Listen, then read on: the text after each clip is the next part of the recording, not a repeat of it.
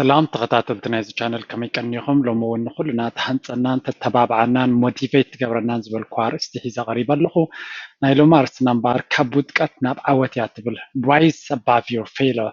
حدا جزء كل جزء كنت متكلنا تعويتهم زلوا بلا على بتشهم زلوا كن رخلنا وي ورك مالاريخ وزخلوا ويكشلهم وي سبب زعمهم كزارب كله اتك أدم زحرف وودكاتن دخاماتن سجاماتن سلنا رسعو تريلنا نبأهم بتحنا دلي هيوت جنكم أيقوناتن كل جزء قدم زخونت نجار عوات مبزعكا 10 جزء 10 جزء ودكات كم زلهم فلت علنا بخالا بنصارو كنودق كلنا مودعتا خمزة يكونه زخونت عواسي وصيت ناي ودقاتات مخانا كردانا كخلالو سلازي بزعبا زار اسزي بزح جزء كاب زودانا ناي متنسات صقام سلازلنا اقدس زبل كون مخرتات ابزي قريب لهم مكتنا بغنات امبار نايلو مارس تمرتنا success is built on failure تايمالتيو عواسي بودقاتات استندقي وي عوت قدم تمندقناتو تأمنن عنا ديق وزلو ودقات ابلع الودقاتيو تقاقينا جيغا تقاقينا بلاشينا وديغنا أمودا تاينا تتعوين سراح نسرحو بر تريل كا جمرا بيلكا ناب عوض زبات حسب يلن من البعض كومنت قاطي مكارلو دحريز ما تزعبي بيت تذيبت اخيات رايو مغنياتو تجمير كذا لها من قد دعوتي مجمر ياك تجمر كلنا كن عوات نخلينا دحريو جن قدني فتناتاتن ودقاتاتن كمصونا سلازن عوك حجزنا زخل زبلكو تمرتي هي غريبه زلغو قطر حدا كابتن مغرتاتنا لو منتهى تبل failure doesn't come from falling down it comes from not getting up failure way ودقات way دخمتي كاب موداق way بموداقنا يكون زمت كل ما يقدن يعني ودق كل سبكا انا يقدن يو كودق ازي اكثر دانا له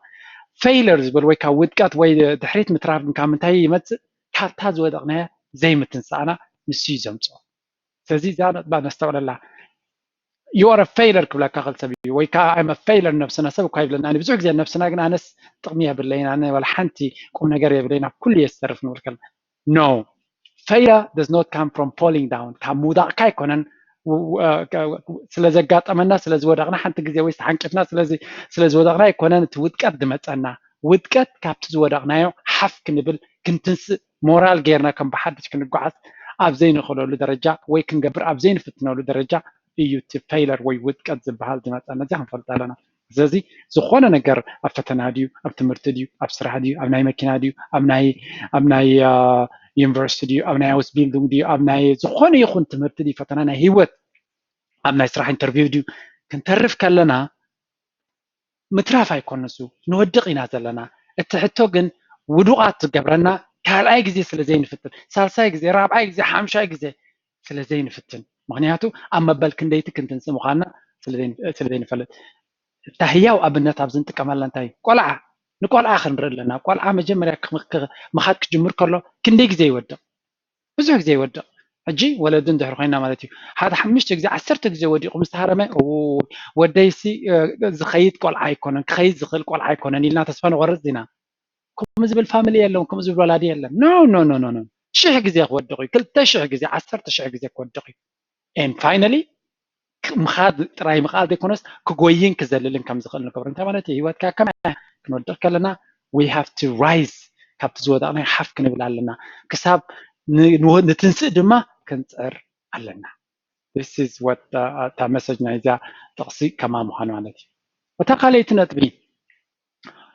we can do anything we want to do if we stick to it long enough ሄለን ኬለር ዝበለቶ ጥቕሲ እንታይ ማለት እዩ እዚ ኣብ ሂወሲ ኩሉ ነገር ክንበፅሖን ክንገብሮን ንኽእል ኢና ጥራይ ምስኡ ግዜ ክንወስድ ኣለና ንእሽተይ ግዜ ዓቕሊ ጌርና ስና ነኺስና ኣብኡ ክንፀንሕ ክንክእል ኣለና ንኣብነት ኣብ ኢክያ ሓደ ንብረት ትገዝእ ብቕልል ዝበለ ኣነ ይገብሮን እየ ትብል እዚ በቃ ኣነ ካብኦም ሕጂ ሓደ ነገር ቅልጥፍ ኢሉ እንተዘይገይሮ ቀልጢፉ ተሽሚ ይገብረኒ ግን ናይ ግድን ክገብራ ኢልካ እንተዓጢቕካ ርግፀኛ ኢኻ ትገብራ ሂወት ድማ ከምኡ እያ ናይ ግድን እየ ክገብራ ናይ ግድን ክገብራ ስለ ዘለኒ ምስኡ ግዜ ክወስድ ኣለኒ ክንዲ ዝወሰደ ይውሰድ ክንብል እንድሕር ኸይልና ዓወት ኣባያ ዘላ ነዚ ነገር እዚ ክገብረ ክንዲ ዝሓተተ ዋጋ ይሕተት ክንዲ ዝወሰደ ግዜ ይውሰድ ክንዲ ዝሓተተ ፃዕሪ ድኻም ረሃፅ ብዘየገድስ ክገብረ إلنا أنت تبقيسنا تراي زخونة نقرأ في وقتنا عن قبرنا نقول you can be an engineer, you can be a doctor, you can be a computer scientist, you can be a software developer, anything. كل نقر كبر يكعليو بفلا يدما أفضل لنا يا مدرخ تكنولوجي كل نقر قليل غير قريب لنا له. All we need is جزينان سن من كاسن discipline يزال لنا زخونة نقر بنقبر discipline. معناته تتمرتي تفلتت أب كل يزال تسأقام تايو እቲ ኢንተርቴይንመንት ወይ ትምዝንጋዕ ድማ ካብ መጠን ንላዕሊ ብዙሕ እዩ ዘሎ ስለዚ ነዛ ናይ ትምህርቲ ናተይ 15 20 ደቂቕ ንክትህብ ኣሸጋሪ ዋላ ከም ጠቕመካ 100% ትፈልጥ ኮይንካ ዋይ ምክንያቱ ፊልምታት ተደርዲሮም ኣለዉ ደርፍታት ተደርዲሮም ኣለዉ በብዓይነት ኩሉ ፊልም ናይ ፍፃዓዱ ናይ ሓበሻ ናይ ኢትዮጵያን ኩሉ ከምኡ ድማ ስለዚ እቲ ግዜና ዝቃፀብዙ ስለዝኾነ ዲሳይድ ክትውስን ክትክእል ኣለካ ሂወትካስ ኣበይ ንምንታይ ኢኻ ግዜኻ ትቦ. You have to decide. And the decide Gerkadama, you will be successful at anything. Yatulana Helen Keller. That's also it. Yeah, we have to be careful about that. Our greatest glory lies not in never falling down, but in rising every time we fall. Yeah, that's Confucius, na China philosopher, the message. Yeah, that's what Allah. It's a abi hagos way kibri way destana hiwatna. ካብ ዘይምውዳቕና ዘይኮነሲ ወዲቕና ካብቲ ዝወዳቕና ክትንፅእ ከለና ይድመፀና ሓደ ነገር ሓንቲ ግዜ ፍትን ኣቢልካ እንተረኺብካዮ ኣይተሰማቕሮን ኢኻ መቐረቱ ኣይበፅሐካን እዩ ሓደ ነገር 2 ግዜ 3 ግዜ 4 ግዜ 5 ግዜ 10 ግዜ ወዲቕካ ተሸጊርካ ፅዒርካ ረሃፅካ ኣብሲስካ እንድሕር በፂሕካዮ ግን ክብሪ ኣለዎ እዚ ነገር እዚ መዳልያ እዚ ክብሪ ኣለዎ ኣትሌትስ ጎዮም ናይ 10,000 20,000 ክወስዱ ከለዉ ንብዓትን ረሃፅን ብሓደ ደውፅኡ ስለምንታይ እዩ ምክንያቱ 4 ዓመት 3 ዓመት 6 ዓመት 10 ዓመት ከይቋረፁ ለይትን መዓልትን ቀትርን ኣብ ፀሓይን ኣብ ቁርን ዝጎየይዎ ፃማ ኣብ ውሽጢ ሰዓት 2 ሰዓት ስለዝሓፍስዎ ዘለዉ እሱ እቲ ስምዒታቶም ቋፅር ወይኩን ዘብክዮም ዘሎ ተዓወት ወርቂ እቲ ገንዘብ ኣይኮነን እቲ ዝሓለፎ ኤክስፒሪየንስ ነዛ ናይ ሎም መዓልቲ ንክበፅሑ እቲ ድሕሪ መጋረጃ ንሕና ደይንሪኦ ዘለና ፃዕሪ ንሱ እቲ ነፍሶም ነቲ ዘሕልፍዎ ፃዕሪ ናብ ምድፍናቕ ዝወስዶም ስለዚ እንታይ እዩ እንተወዲቕና የስ መሪር እዩ እወ ብርቱዕ እዩ ከቢድ እዩ ቀሊል ይብል ኣለኹን ግን ካብኡ ክንትንስ ከለና ዝስማዓና ሓጎስን ኩርዓትን ኮንፊደንስን ግን it's worth it ንከምዚ ዓይነት ሓጎስን ኩርዓትን ንክስማዓና ካብ ዝወዳቕናዮ ክንፅዕርን ክንደክምን ክንፍትንን ከም ዘለና እያ ዛናጥ በዚያ ካብ ኮንፊሽስ ተዘኻኽረና ዘላ. The first point is falling down is an accident. Just falling down is an accident, but staying in the ground is a choice. تمالت يزي كنودق حدقة كل سب حدقة يقاطمه وزبيو زخون نسب حتى عنك في كاديها زخون نجار جيجا تفتي مدي كتودق تخلي خبي وتكا but أبتزودق قال بتقل كام ترافقن it's your choice مريج أخايو كنجاجي بلنا أبتزودق نيابوتات أنكل على مبالنا it's our choice. That's what we are choosing. حما نجار يقاطمنا له أقاطمنا حتى جزء بجيجا دي بيستفل عليه مغنيات ካብቲ ነገር ትኽንወፅ ዘይምኽኣልና ግናትና ምርጫ ስለ ዝኾነ ኣብቲ ነገር ክንመላለስ ስለ ዝመረፅና ኢና ነፍስና ይነታለላ ዝኾነ ሕማቕ ነገር ኣብ ሂወት ከጋጥም ይኽእል እዩ ካብቲ ዘለናዮ ንክንወፅእ ግን ሓላፍነትና እዩ ኣብቲ ዘጋጠመና ጠንቀላላዕ ንብል እንተለና it's our choice ምርጫና እዩ ስለዚ ሕጉሰና ኢና መሪፅና ዘለና ከምኡ ክብል ኢለ ኣይኮንኩን ኣብቲ ሕማቕ ነገር ስለምንታይ ጠንቀላላዕ ንብል ሓንቲ ቪድዮ ገይረ ነይረ ሓደ ግዜ እቲ ሕማቕ እውን ከይተረዳእና ስለንደልዮ ምናልባት ሰባት ንክመፁና ሰባት ንክግደሱልና ስለዚ ሕግዝ እዩ ብዝተፈላለየ ምክንያት ክኾን ይኽእል ኣብቲ ዝወዳቕናዮ ድንጋፂ ክንረክብ ዲና ሰባት ደንጊፆም ክፈትውና ድዩ ኣብኡ ጠንቀላላዕ ክንብል ንመርፅ ኢና but it is a choice እዚኣ ክንፈልጥ ኣለና እቲ ንገብሮ ዘለና ወዝቢ ወሪድና ዘይኮነስ መሪፅና ኢና ከምኡ ክንከውን እምበር ካብቲ ዝወዳቕናዮ ሓፊልና ጉዕዞና ክንቅፅል ንኽእል ነርና ኢና ንሱ እንተዝኾነ ነርቱ ምርጫና ስለዚ كل جزء كتودق حرجة خجات مكة زخونة نجار تجمع خجات مكة تمرتخات حمق كترف everything that's normal أبتز ورا كيا تسفع وريس كخد جات فجن it is a choice زي حتفلتوا علىكم زي حتفل اللي نعتمد أتا همشيتي كل جزء حنت تقصناي كمورالاوي متحف ويكابود متحف ويكاب حدا نيسوس تقصت على أب هوتنا لك كم تعب منفسه هوتنا تقول له أب معلته هوتنا أكداسي بعتها تعوت على زي حد أنت تقول ask it will be given to you search you will find knock the door shall be opened for you يبل يسوع እንታይ ማለት እዩ ድለዩ ትረኽቢኹም ሕተቱ ክወሃበኩም እዩ ማዕጾ ድማ ኳሕኩዑ ክኽፈተልኩም እዩ እንታይ ማለት እዩ ኩሉ ግዜ ክንወድቕ ንኽእል እንቅፋት ከጋጥመና ንኽእል ክዕፀበና ንኽእል ማዕጾ everything it can happen ንሕና ኤርትራውያን ኣብ ስደት ኢና ነብር ዘለና ቅድሚ ሓንቲ ንዓና ትብል ማዕጾ ቅድሚ ምርካብና 34 ማዕጾ ክዕፀበና ምዃኑ ክንፈልጥ ክንክእል ኣለና ከሰንብደና የብሉን ኢትስ ኖርማል ጸለምቲና ኤርትራውያን ኢና ምስቲ ቋንቋ ፀገም ኣለና ካብቲ ሕብረተሰብ ኣይኮናን all the odds are against us ኩሉ እቲ ሕማቕ ዘበለ ኣብ ጎንና ኣሎ ንዑ ኤክስኪውዝ ክንገብሮ የብልና ንሱ it's given ولا PhD ትምህርቲ እንተጌርካ ኣብ ስራሕ ዓለም ከለኻ you face exactly the same problem ولا ተምዝላዕለ ትምህርቲ ዘሎ ኣብቲ ዓውድናቶም ዓብ ፀገም ዘጋጥሞም ምክንያቱ ልክዕ ከምቲ ኣብ ታሕተዋይ ክፋል ፀገማት ዘሎ ኣብቲ ላዕለዋይ ክፋል እውን ፀገማት ምክንያቱ ኣብቲ ላዕለዋይ ደረጃ ክትበፅሕ ከለኻ ናቱ ለቨል ፀገም ኣለዎ ታሕተዋይ ደረጃ ግን ኩሉ ግዜ እቲ ላዕለዋይ ቦታ ዝበፅሐ ሰብ ዝወሓደ ሰብ ስለ ዘለዎ እቲ ፀገማት ኣዋሓይሽ ምክንያቱ ኣብቲ ትምህርቲ ዘይብሉ ኣብ ታሕተዋይ ደረጃ ኩሉ ግዜ ብፅሕ ሰብ ስለ ዘሎ ባይ ዲፎልት ኣብኡ ምስ ኖርማል ምስ ዝመፅእ ሓድሽ ስለትቃለስ ቁሩብ ኣብኡ እቲ ፀገማት ክበዝሕ ይኽእል እንታይ ማለት እዩ ግን it doesn't matter where we are ኩሉ ግዜ ፀገምን ድኻምን ፀገማት ከጋጥመና ምዃኑ ክንርዳእ ክኽእል ኣለና ስለዚ ኣብቲ ዘጋጥመና ግዜ ask ምኽሪ ማዕዳ ሓገዝ ዝኾነ ነገር you have to ask ኣበይንኻ ተዓፂኻ ጸሎት ጌርካ ገለ ማለት ይኹን go out meet people call people reach out ሰባት እዮም ክሕግዙኻ ኣምላኽን እኮ ወሪዱ በዓል ይኮነን ዝሕግዘና ሓንቲ ዕላል ኣላ ኣብ በርሊን ኣብቲ ወርልድ ዋር ሰከንድ ሓደ ዓብይ ናይ ኢየሱስ ክርስቶስ ሓወልቲ ነይሩ ኣብቲ ኩናት ብርቱዕ ኩናት ዝነበረሉ እቲ ገለ ተኽሲ ነቲ ኢድ ናይቲ ሓወልቲ ናይ ኢየሱስ ማለት እዩ ሰይርዎ እቲ ክልተ ኢድ ዘይብሉ ኮይኑ ሓወልቲ ማለት እዩ so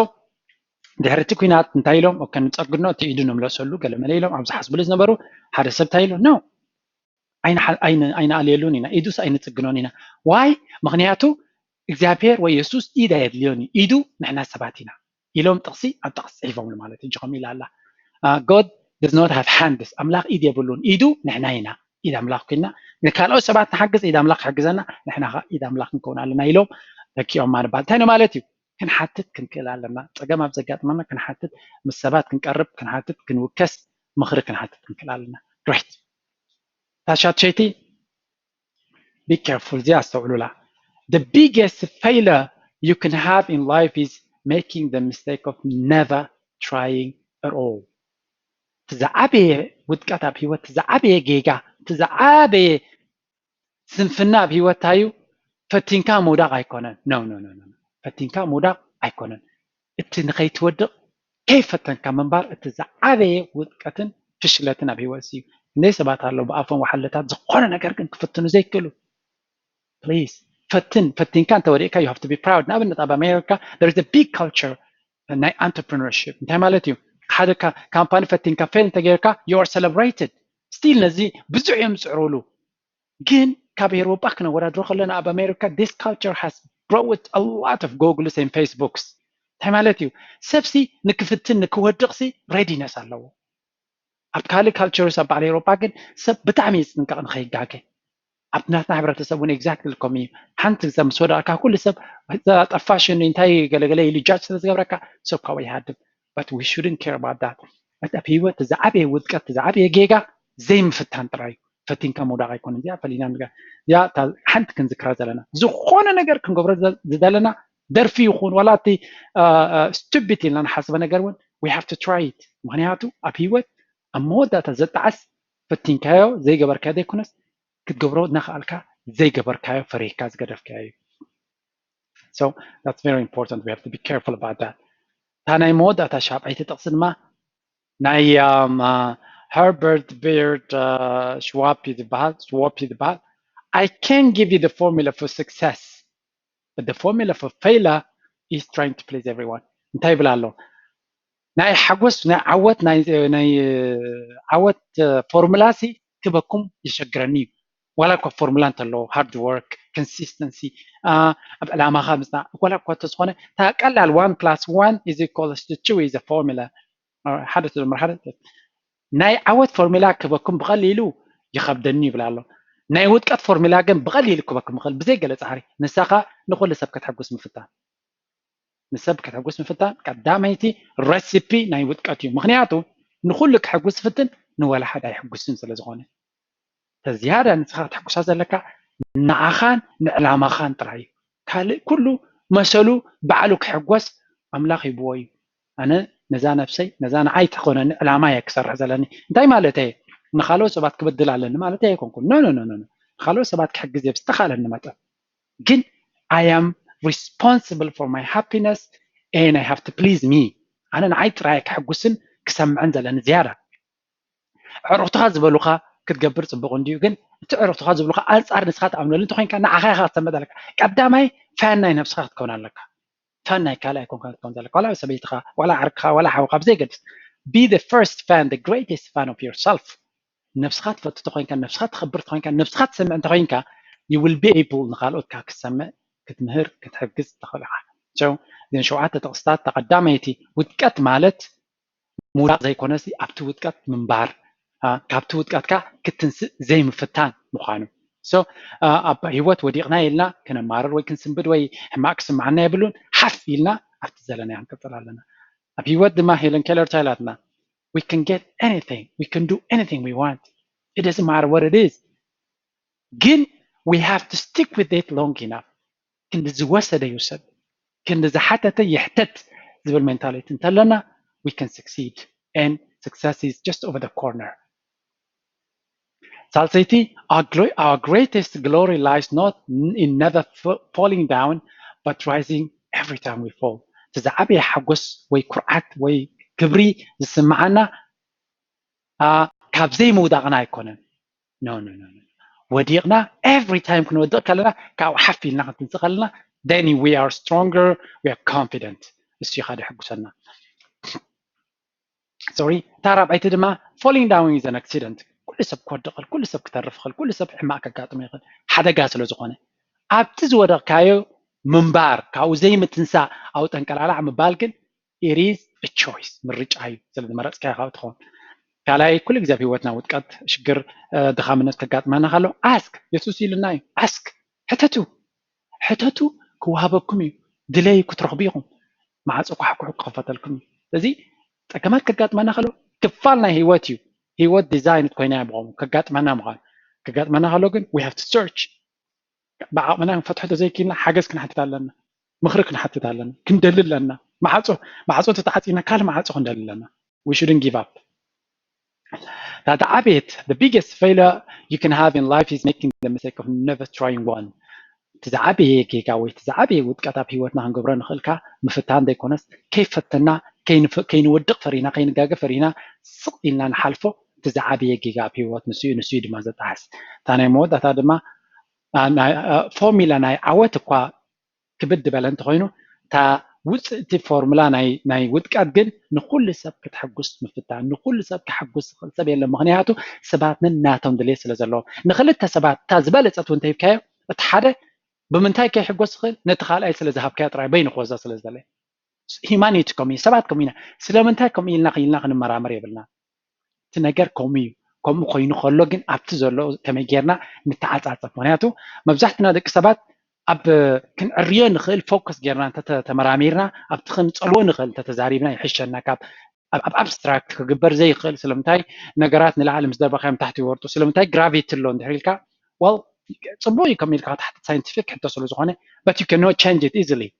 ዝያዳ ኣብቲ ዘሎ ኩነታት ኣነ እንታይ ክገብር ይኽእል እንተኢልና ወንዓወት ዝያዳ ቅሩባት ስለዚህ ናይ ሎሚ ትምህርትና ኣጋና መወዳእታ ገጻ ትቐርብ ኣላ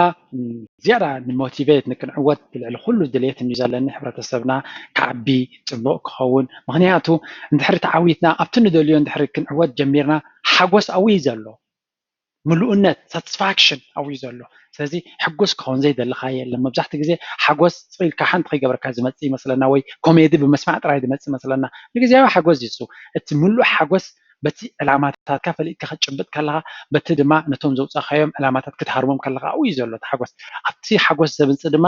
ዝያዳ ክትወድቕ ከለካ እዩ ዝያዳ ሓጎስ ዝመፀካ ምክንያቱ ከይወደቕካ እንድሕር ከይድካ ኢንጆይ ትገብሮን ኢኻ ካብ ታሕቲ ንላዕሊ ክትከይድ ከለካ ግን እቲ ፕሮሰስ ኩሉ ግዜ ዕጋበት ይገብረካ ፍሉይ ሰብ ድማ ይገብረካ እቶም መጀመርያ ኣብዚ ኮሚኒቲ ናትና ትመፁ ዘለኹም ሽመይ ጆርጆ ይበሃል ኣብ ጂ ድራር ዝብል ኣብ ዩቲዩብ ኣብ ቻነለይ ዝተፈላለየ ኣነቃቃሕን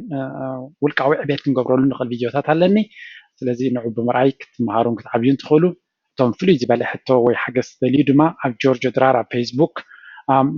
ኣብቲ ፔጅ ናተይ መሰጅ ክሰዱለይ ትኽእሉ ወይ ኣብ ኢሜይል ናተይ ክፅሕፉለይ ትኽእሉ እቶም ኩሉ ግዜ ኮሜንት እናገበርኩም ነቲ ዘውርዶ ቪድዮ ትድግፎ ዘለኹም ትመሃሩ ከም ዘለኹም ትነግሩም ዘለኹም ዳ ሜክስ ሚ ሃፒ ኤነርጂ ናተይ ካብኡ እዩ ዝያዳ ዕጋበት ዝስማዓኒ ሰባት ይፅለዉን ይዓብዩ ምህላዎም ምክንያቱ ናይ ኩልና ድሌት ሕብረተሰብና ንቁሕን ምዕቡልን ክኸውን ስለ ዝኾነ ድሕሪ ምባል ናይ ሎሚ ቪድዮ ኣብዚ ወዲኣ ኣላ ኣብ ካልእ ንኩልና ክዕብየናን ክጠቕመናን ዝኽእል ዝበልኩ ቪድዮ ሒዘ ክሳብ ዝመፅእ ደሓን ኩኑ ቻው